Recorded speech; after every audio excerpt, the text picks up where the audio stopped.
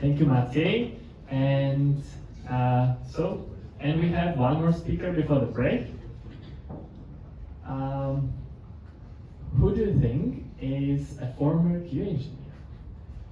Is it the person on the first picture? How many hands?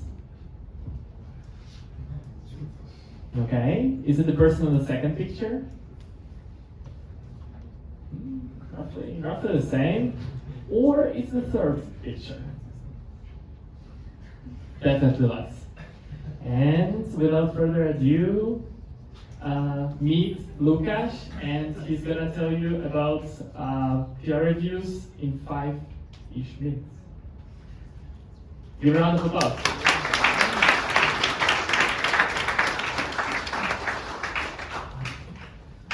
It will definitely be more than 5. So, hello, my name is Lucas. I would like to share actually 10 quick tips about how to improve your code review. But first, I have a little confession to make. I actually never really enjoyed code review. Doesn't matter if I was the author whose code was reviewed, or I was the one who was doing the review. The reason is no one really told me how to do that. No one really told me what to focus on and how to take the most out of the comments I was getting. This is how probably the first year of my iOS development career looked. But luckily this changed last year when I attended a Do iOS conference in Amsterdam, and there was a talk by this beautiful guy called Dimitri, and he shared the talk called Hidden Sides of Code Review, and it really influenced me. He basically shared about 30 tips on how to improve communication and psychology of the review. And I would like to share with you my favorite 10. So tip number 1, always review your own PR first before asking for review from someone else. This might seem standard, but definitely is not. And you can save a lot of time to your team because all the forgotten prints, commented out code, just stupid mistakes, it takes a lot of time, you have to return back to the PR. Please review your own PR first. Tip number 2, minimize the scope of the PR. Your goal as an author is to always focus on single thing in the PR. Never mix refactoring or cleanups together with the PR if it's not necessary. If you feel like it's necessary, create another PR for it, create an issue. But keep the PR as short as possible to solve one thing. On the other hand, as a reviewer, respect the scope. That means if the code wasn't touched, do not ask to update it. If you feel like it should really be updated even though it wasn't touched, create an issue for it in GitHub, or at least do a comment that it's optional to update this function as well. It really makes the connection between the reviewer and the author better. Tip number 4, start high level. When I'm reviewing a big PR, I like to follow this structure. I always firstly focus on the architecture, then the interfaces between components, etc. And I always look at the implementation of the standalone function as a last thing. The reason why it doesn't make sense to do it the opposite way is that if you spend time reviewing single function and then you will find that the architecture is wrong, the chances are that because of the refactoring of the architecture, your function will get split or refactored or even deleted, and you wasted this time. Tip number 5, we are in the middle.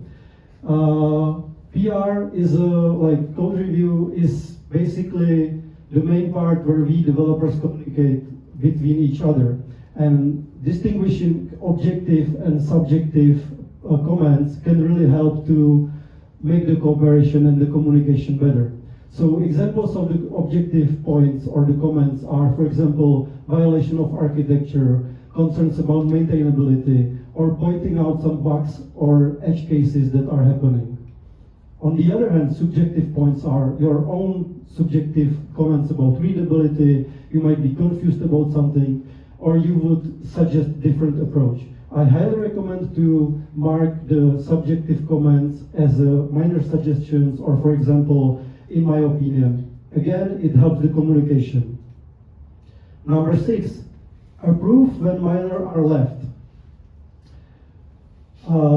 This means that if there are no major issues in the PR, approve it as fast as possible. Even though there are still some unresolved minor or subjective comments, this is a sign to the author that generally all is good in the PR and there is only low effort left to finish the PR and merge it.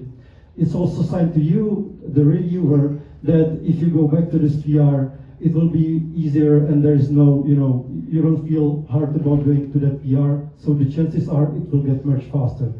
On my recent project, we especially like to use tag approved with comment.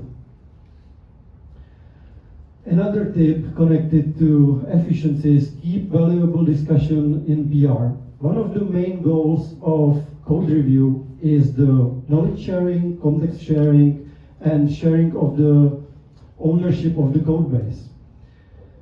That's why we should keep all the discussion in the PR. I understand that sometimes it's just much more convenient and easy to discuss something in person. I have nothing against it. Just make sure you resolve the original conflict or comment in the PR itself and write short description how it was resolved. Comment your own PR. This again is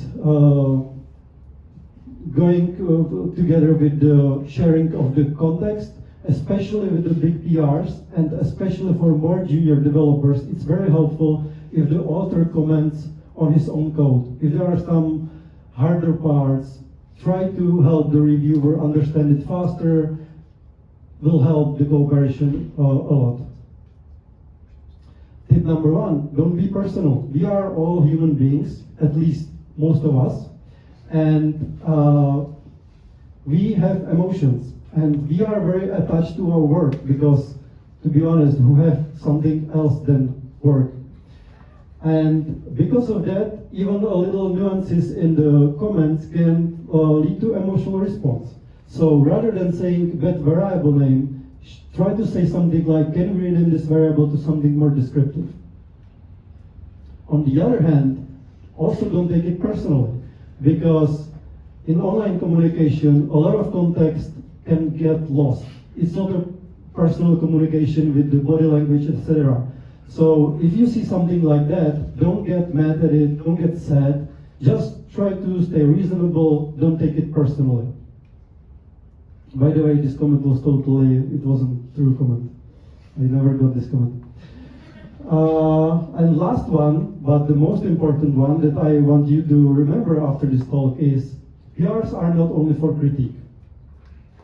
Share some love, point at some good parts of the PR. It will make the other side happy and the cooperation will be much better. You can take a picture of the 10 tips to now if you want to, and thank you for your attention.